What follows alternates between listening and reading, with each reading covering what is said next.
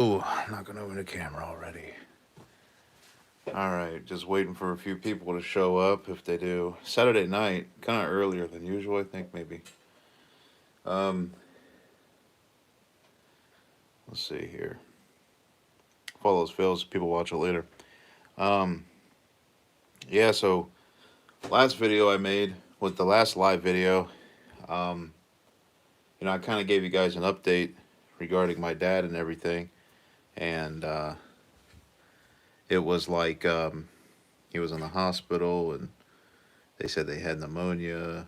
He had a heart condition that we want to have looked at. I told you I got one of these because he has one. And so, interesting part is about yesterday, or not yesterday, but after I made that video, I got done and I went upstairs to, after making the video, I went upstairs to um, basically text people because this one guy was texting me that I used to work with, um, and a couple other people. And I was just talking. The phone rings. It was like 11, I don't know, 20, 30, something like that. And it was the hospital. And basically, they told me that my dad was having a cardiac arrest and he, um,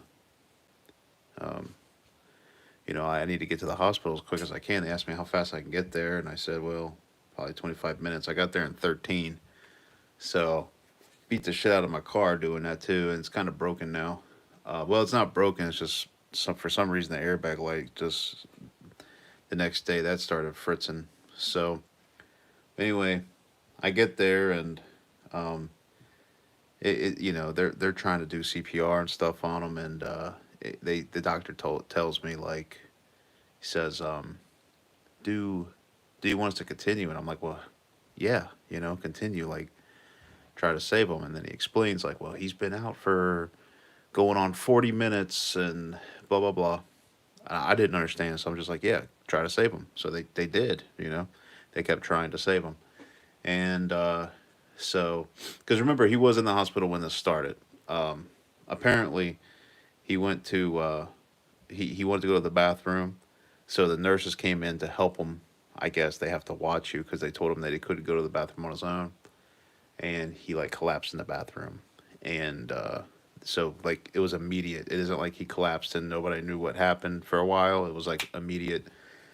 So they took him to the bed and they were doing CPR and everything on him. And I show up, I tell him to continue, and then I thought, wait a minute, if they actually revive him, uh, would he be like brain dead, and or like would he be like in a coma, or like would he.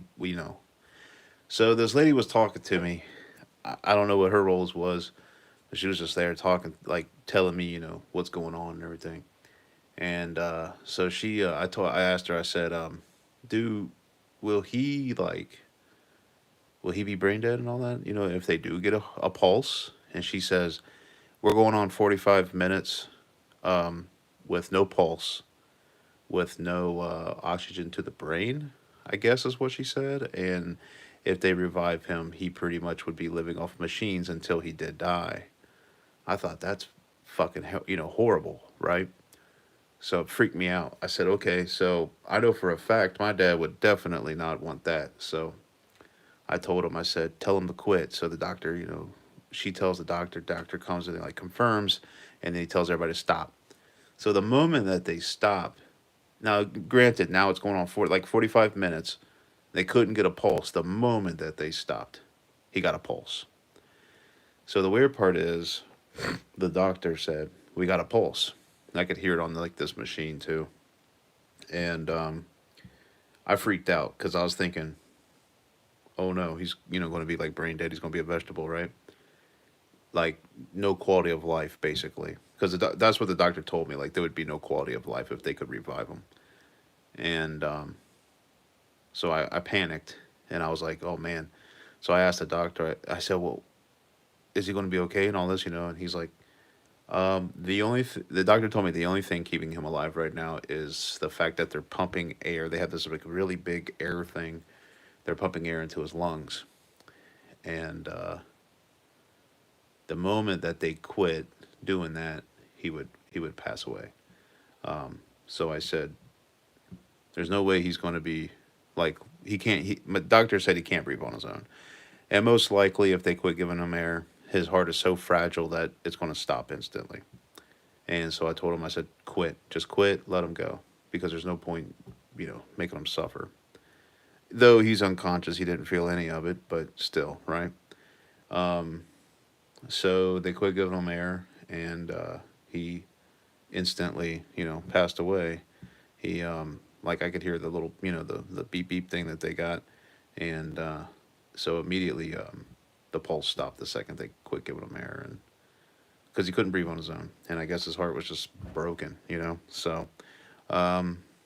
So then he passed, and then I stayed there for a couple hours, and then my mom showed up, and we stayed there for a while, and chaplain, I think is what they call him, showed up, and so so that's that. So this whole week, I have pretty much been going over to his apartment, cleaning it out, um, doing that. My mom's been helping me, which is cool. Uh, so it's been a pretty shitty year. Like it's been one thing after another. Um, some stuff I haven't mentioned, I probably won't, but it's just been. Let's put it this way: my mom wrote me a birthday card this year and said, um, "Hopefully, nothing but good things moving forward," or something like that. Well, that didn't happen because it's just been shit after shit. But that is life. At least that's what it's been recently. So I figured tonight. Well, let me tell you this: the first day, which would be, it's been a week basically today at like 11:50, I think is when he passed. So it'd be like 1 week. Sunday was the absolute hardest day. It was miserable. Sunday was. I actually today. I mean, I'm still like not eating right. Like I started to basically I was like eating once a day, and today it's exactly what I did. I've only ate once today. Um, but yesterday I ate twice. I ate breakfast and then I ate a dinner, but it's small portions. Like I'm actually just not hungry, and my body has pretty much like been a wreck. So every time I do eat, it's not good. It either makes me feel sick or I go to the bathroom immediately. So um, it's weird. Uh, but last Sunday was the hardest day probably in my life, and Monday was a little better. Tuesday was a little better. Wednesday was better. Thursday, and now I'm like I said, I could pretty much I could talk about it without getting all upset. Not too upset. It's been a week. It's crazy to see how like the way the emotions evolve. I guess through dealing with it all. Eh, So I still get the moments where I'll see something, like I was reading a magazine earlier that what is it called, like American Outdoorsman or something, or American Frontiersman, I think it is. I like it. I seen something cool in it. I reached for my phone. I was gonna call my dad, like so. But anyway, last week I told you I bought this because my dad has one, and I wanted to shoot it, but he didn't want to, probably because he didn't feel well. Um, and then I said, well, you know what? I won't shoot his. I'll just buy my own, and then I'll shoot mine. Well, now I have his, but and here it is. I figured I'd show it to you. It's actually a little bit bigger than this one, uh, but I'm never going to go shoot it.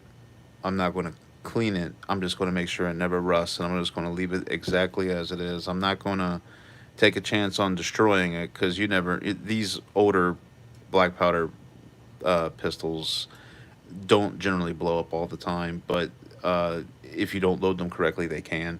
And I don't want to take any sort of chances. So the way I feel about it is, I will just keep this exactly as he built it because this was a kit that he built. My mom says she bought this for me, but my dad, when I told asked him that, he told me that he bought this at some sort of show or something as a kid. But this was probably before I was even born, so he probably don't remember. My mom don't remember shit. She don't remember stuff that happened, you know, 3 or 4 years ago. So I don't know if my mom bought it for him or not. I don't know. All I know is I just will go ahead and leave it alone, and I'll shoot the one that I bought, and I'll leave his alone as kind of a keepsake, a memory. He never finished it, never put a stain on it. This is all just from honestly me handling it. Because when I was younger, I was just like, I want to see the gun. This was the gun. This was the only gun we had. My family never had guns. Like literally, like nobody had guns. We're all, I guess you could call us city billies. We just, you know, never ever had guns or anything like that. We were all just, there was no need for it. So this was like the only gun we had forever, and it never has even been loaded. And so I would want to see it and check it out and all that crap. And so now it's mine. I'm just going to keep it. What finishes on here is a mix between him smoking 2 packs a day, me handling it, so the oil's from my hand and his hand, I guess, as the last 30 whatever years went by. Well, I've only probably been handling it since the last, I don't know, 20 years, I guess. Um, so, because I remember it being a lot lighter because he never finished it. And yeah, it's got the patina going on and everything. I'm just going to oil it, make sure it doesn't get worse, and just preserve it exactly as is. I'll shoot mine. I even have, we all like talking about balls, right? I got my own balls here. I got me a 440 ball, and a has me patch. So you put these two things together behind, I think I read it was like 20 grains of 3F gun or black powder, and you make smoke and holes in paper because that's all we shoot here in the city is paper because they frown upon shooting squirrels and stuff and Lincolns. So, um, but yeah, so that's it. Now I have some knives to show you since this is a knife channel, I guess. Even though it don't really have much to talk about knives here lately. Oh, the 86 is coming out, remember? And thanks, Inner City Pigeon. And so like the 86, I can't get one. Unfortunately, I'm kind of I having to pay for the funeral and everything. He didn't have anything basically, so he did pay for his burial and stuff, but the funeral. So not too bad. It's just I'm strapped. So not too bad. I'll get out of it. It's not a big deal. I don't need help or anything. Because some people like to ask, and then when I like last time with my doctor bills, somebody said, ask for donations, and I was like, okay. So I asked for donations, and then this one dude got all like super butthurt about it. So I'm not going to ask for anything, because I will get what I need. It's not a big deal. Um, but yeah, so the 86 won't happen. I won't be able to get one to show you. I really want the stainless one, but whatever. It's not a big deal. They're luxury items that I got. God knows I have enough knives anyway. So, but anyway, I was going to show you some stuff, some randoms. This one he showed it. He showed me this knife. I don't know if he found it. He used to walk. Okay, he never drove, never owned a car. Well, he has owned a car, but since I was alive, he's never owned a car. He's always walked or took the bus because it was too expensive to own a car. Because he thought that it was a waste of money to buy a car, pay for insurance, and all that stuff, and screw that. Right? That's how he kind of believed. He was a very simple guy. So this is a wolf head. It says Parker Cutco, surgical steel, Japan. So it's probably a cheap knife. It's a lockback.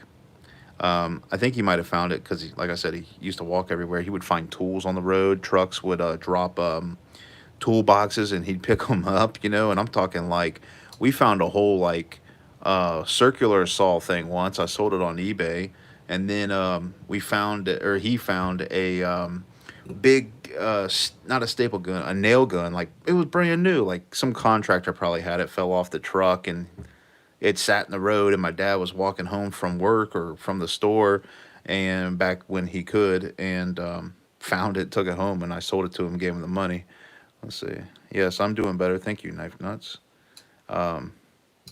So a folding bayonet on this does that. It'd be longer than that. That'd be hilarious. So yeah, this one's cheap.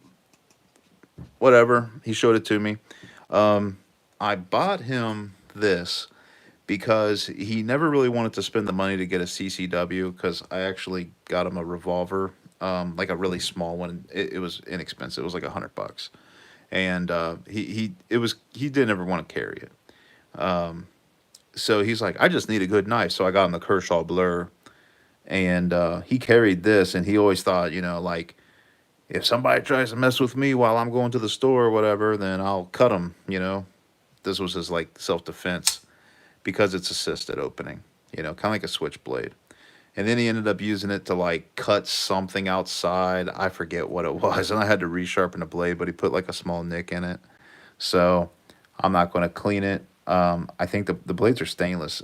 These are aluminum handles, so there's no need to clean these things. They're not going to rust or fall apart. I'll probably just put a little oil on the joint and be done with it. But yeah, this is what his personal protection weapon was a big old knife, right?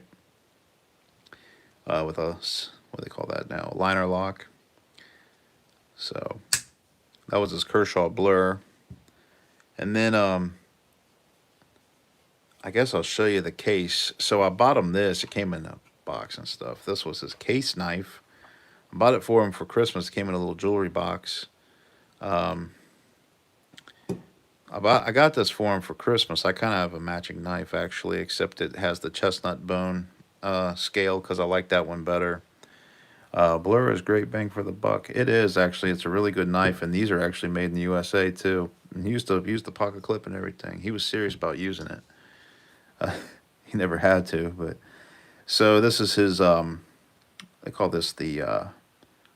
It's either the medium trapper or the mini trapper. I think it might be the mini, because I think the tiny is the small one. This one's the mini trapper, I believe, but it's yeah, it's like pretty small. So he carried this one a lot, and then he started almost losing it because he really liked it. It's a case. This one was pretty decent, but he carried it off a lot. Not that I think there's like a small gap that doesn't even matter right here because it's so small. But so he carried this for I don't know maybe a year or two, and he almost kept losing it because I guess like when he would sit down, his coins and stuff would come out of his pants, and he's almost lost this a couple times. And so he quit carrying it because he was afraid to carry it. And I said, "Why aren't you carrying your knife?" And he said, "Because I keep losing it, and it's a nice knife, and I don't want to lose it." So I said, "Well, I'll get you a different knife, that you can carry." That oh, also he said like the change he would carry it with like quarters and keys, and it would tear everything up. It would tear it up. And so since it was a nice one, he didn't want to basically ruin it. I even had his name.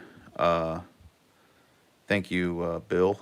I even had his name engraved in it. So that's pretty cool. I think I got this from hell, I don't even remember. It was so long ago. I think I got it back in 2013 or something like that, 2014.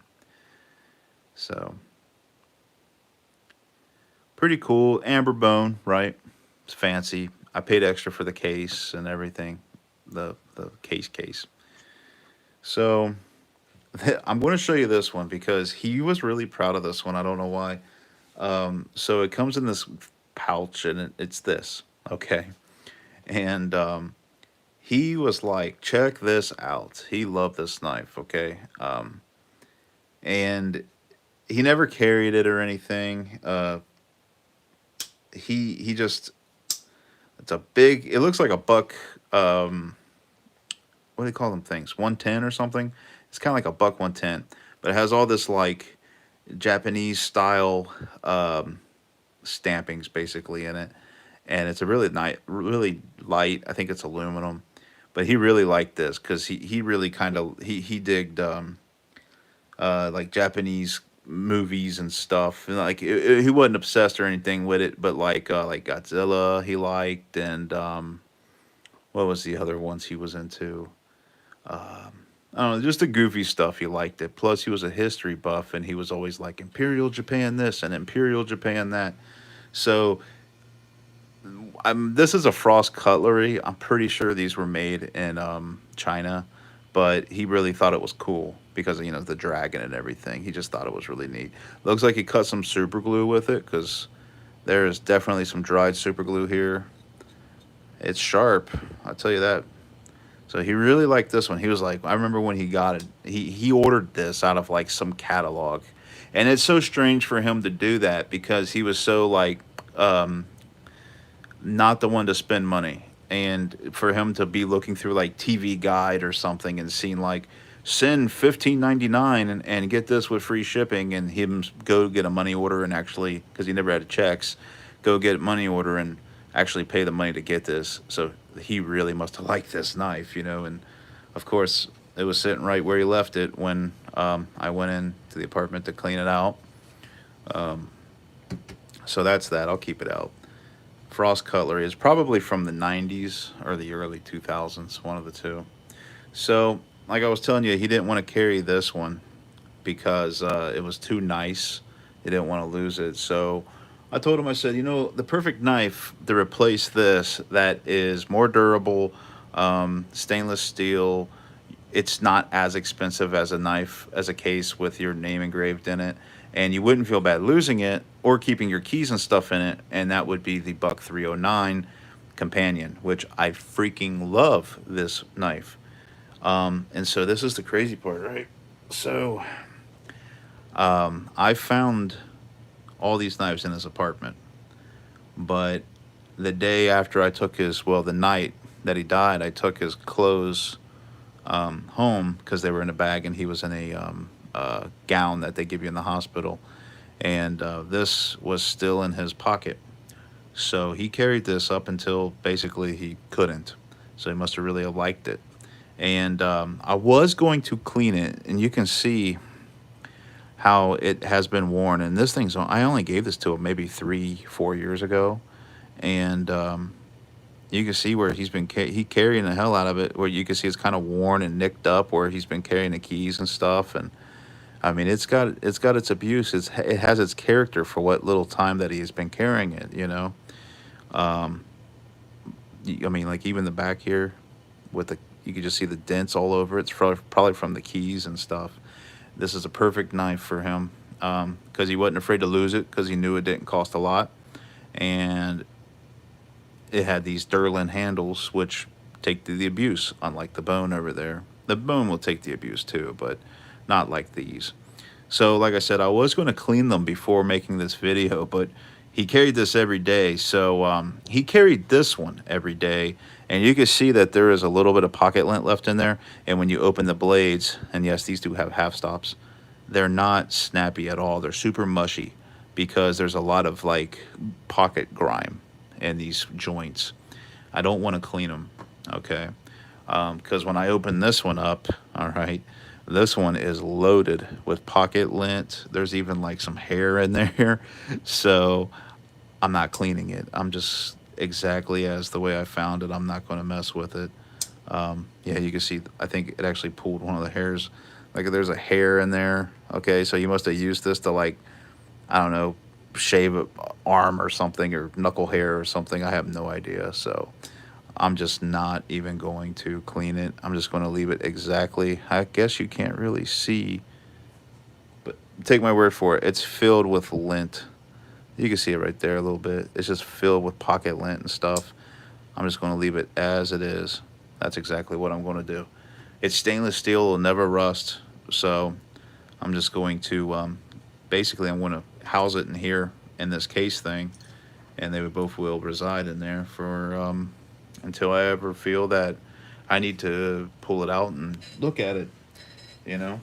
I don't have any kids to tell them, like, hey, this was your grandparents' knife, but maybe someday I will. I have some stories, I have some stories that I think are hilarious, but um, being in today's society, some people frown upon what I find funny.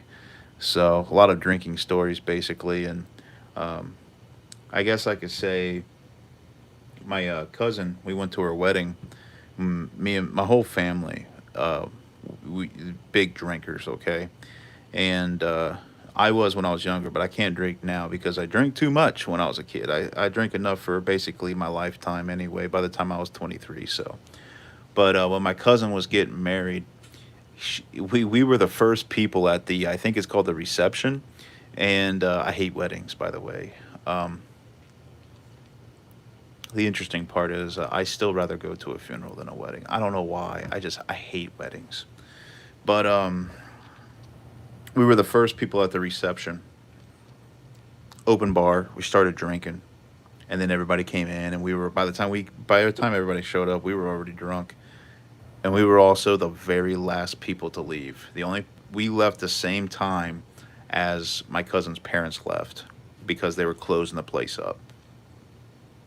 Yeah, we were shit faced. We were both sick for 3 days. We were hungover for 3 days, basically. It was insane. I don't even know how much we drank, but that's one of my favorite stories with them. There's more to that story. It was super funny, but I'm not going to mention it because some people are touchy about certain subjects and alcohol and stuff. But it was a fun night. Um, but yeah, there was one time we had a Fourth of July party, and um, must be Polish. Sounds like my immediate family. No, we're not Polish actually. Trace the family all the way back to the streets of England, in a township or whatever they got there, a village in England. It's still there. The name is slightly different than it was in the 15 or it was the 1600s when our family came over. So yeah, we're English. Um, most of us, I guess. I mean, I know that on my mom's side it's got some Irish, so it's like English and Irish for me, but I don't know all the mixes. I know there's German and English in his side of the family because I looked it all up, and one side basically they when they came here in the 1600s they were like in Virginia, I forget what state, but then they went to Kentucky like in the early 1800s, and then there was another family in Kentucky in the 1800s, and basically they kind of kept marrying each other throughout like the timeline, and they were very German and we were very English, and then in the early 1900s they all got the hell out of Kentucky, and my grandfather went to Chicago, and then back to Kentucky, and then to Cincinnati. So I guess he was looking for work because he hated farming. And we used to have a big old farm in Kentucky, but it was sold to some sort of projects, and now I think it's Lake Cumberland. So I think it's called Lake Cumberland. It's a big man-made lake that happened in the 50s or 60s. Um, it's in Kentucky, in Pulaski County.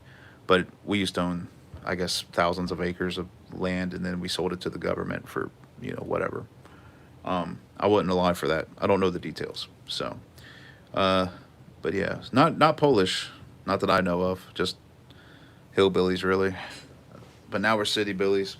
He, we were all raised in my dad and I were all raised in the city here. So, um, I got sidetracked by that. I forget what you were telling me or what I was telling you.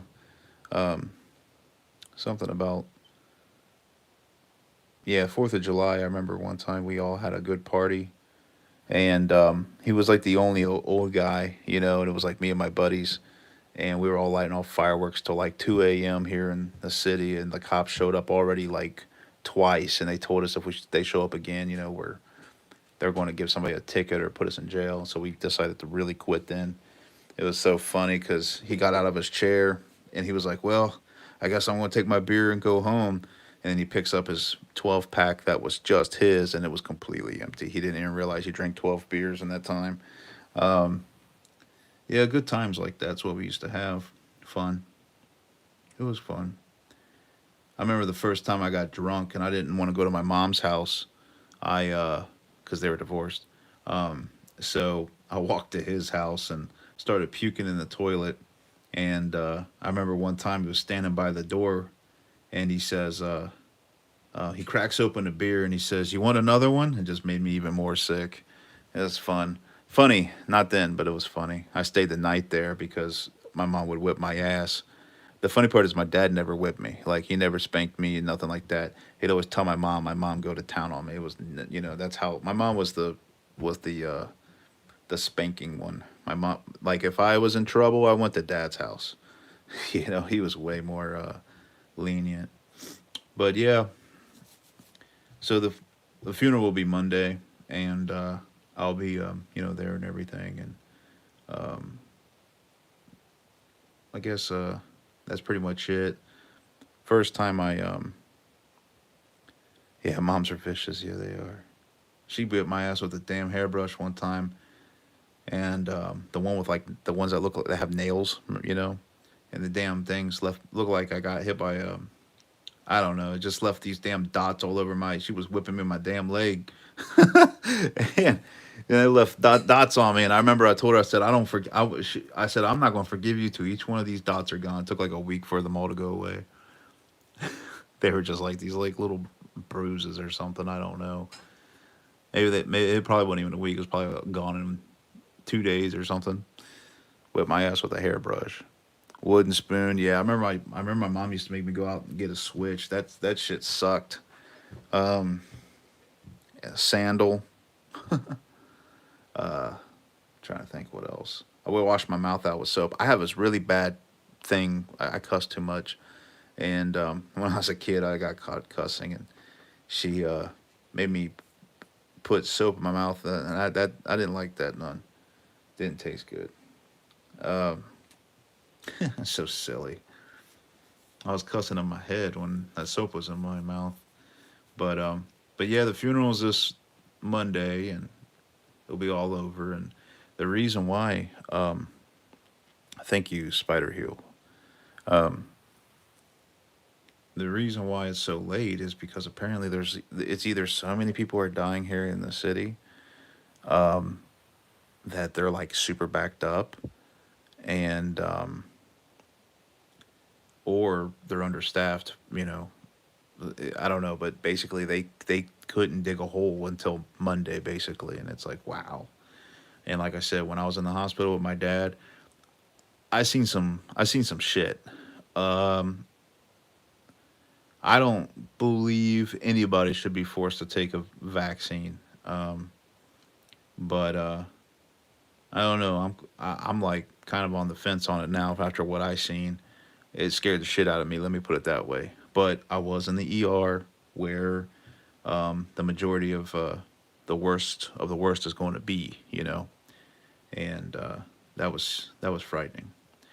Um, yeah, and the whole side of the hospital that they told us was it used to be like a spine and joint center.